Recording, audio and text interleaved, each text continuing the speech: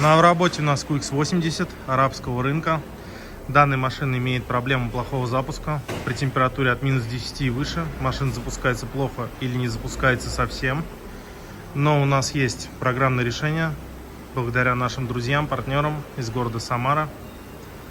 Здесь будет производиться перекалибровка пусковых режимов. Также поменяем настройки виска муфта, чтобы она не стучала на морозе после запуска двигателя.